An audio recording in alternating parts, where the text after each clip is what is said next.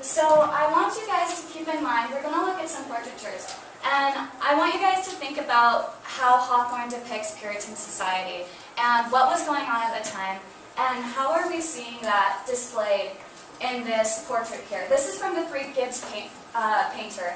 And there wasn't a lot of artwork created during the Puritan era. It wasn't that they had laws against it or felt like it was taking away from any religious aspects, but it sort of was just the pragmatic nature of their society that, you know, just didn't have time for it. They had better things to worry about.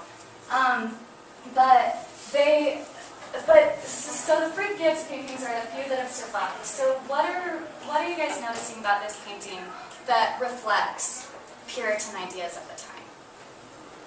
Like the covered heads, like how Hester's and adults are, that's a huge sin in their society. Right, right. And so there's restraint, her hair is back, you know, she's not letting loose at all, right? Grace? That it's like a woman with a child instead of a man with both of them. Right, so it's a very woman-centered society as far as child rearing is concerned. They're forcing their ideas onto the, early on, they're not letting the child develop their own. Right, so, and I'm glad you say that, there is no sense of personality, right? We don't know this woman. Who is she? I mean, for all we know, Mrs. Elizabeth could have been the sweetest, kindest mother you'd ever known, but judging from this painting, there is no sense of that. She might as well be a rigid, strict, very controlling mother, right? Their clothes and like Heather said, conservative. And also what Daniel said, the baby is like wearing the same thing as her, so like they're pushed out. Right, right. So these ideals are being passed from one generation to the next, sort of forced upon, almost as you say. And the clothes themselves are symbolic of the rigid, structured, strict society. Like, back to what Daniel said, is like, in most paintings you see with like fathers and mothers with their kid. The kid's always usually running around playing, but in here she's holding a cloud tight close to her. Right, right. And this child is just like, what child at this age, stands perfectly still, so good, so proper. I don't know, right? So let's compare this to Lebrun's image. This is a self-portrait from Lebrun. She was a female painter from she was French, and so this painting, 1786, 10 years after the Declaration of Independence was written, so pretty much right there in the height of the Age of Enlightenment. The same subject matter, a woman and a child, but what's different? There's a clear, more compassionate side for the child, more of a loving mother, not of a, mother that's just raising a child to be raised. Right.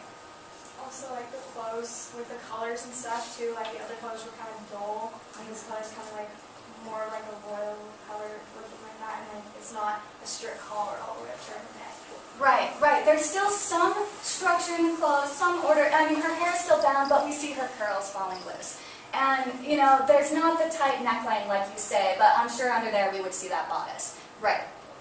Well, and even the difference between like the lines and the style of like strokes that they use, it's much more softer and not as rigid. And they have, and like the look on the mother's face is, instead of having no emotion, it's very Sweet, very yes. motherly and loving. Right. So there's that emotion that's finally, and that sense of individuality that's finally being conveyed. Like not just the mother, but the child looks happier as well. Right. Yeah.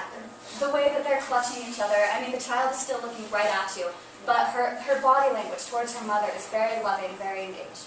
Yeah, what I was just gonna say, she's like holding her baby close, and in the other one, she's just kind of propping her up. But in this one, it seems like she's like holding her and loves her.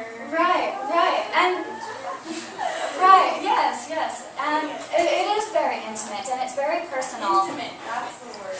Yeah, right, and so this is sort of reflective of the time because there's now that sense of independence and individuality coming through. It's not just this dry cut, strict sort of feeling going on, but the person is being glorified in this self-portrait, right?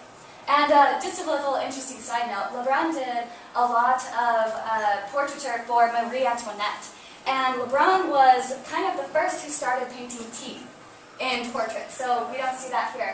And when she started doing that, it was quite controversial because it was not proper to be painting people's teeth in their portrait images. And so that's also sort of symbolic to how the Age of Reason was kind of pushing those limits. People were trying new things, they were paving new ways.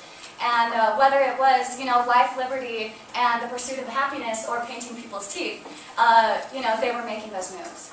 So we can also see that in architecture. So here's an example of some Puritan colonial architecture. So what do we notice about this, Scott? It's black, there's no color Right. whatsoever. No personality to it. Right. It's very straight lined, there's no like soft edges or anything, it's very sharp and straight. Right, very rigid. Something that's interesting, like that it might not be with like all of them, but it's just really balanced, and even like the chimney, it's like right in the middle, and so it's like it's not very changing in any way. So it's like even if you look at it in different, it's different. Right, very symmetrical. There's nothing unique or distinguishable about the home. It sort of falls into that cookie cutter kind of shape. And so the distinction between the two here is possibly the, aesthetic views versus, operation. Yeah, exactly. Yes, yes. You can't see inside the windows, so it's very closed off and not very open. Oh, right, exactly. So now let's compare that to some Federalist architecture. So this was very popular during the Age of Reason. So how is this reflecting these new ideals? Well, I think it's kind of like the Puritan house looks more kind of like the medieval, like Gothic, like religious architecture. And this is like going back to Roman stuff, like. And Oh, they- return to the neoclassic, yes. So it's just more like of reason and thinking about things, like being logical about things. Right, right. Sophie over here.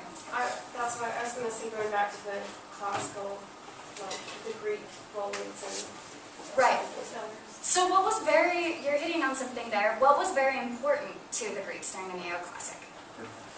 Education, and so yeah. The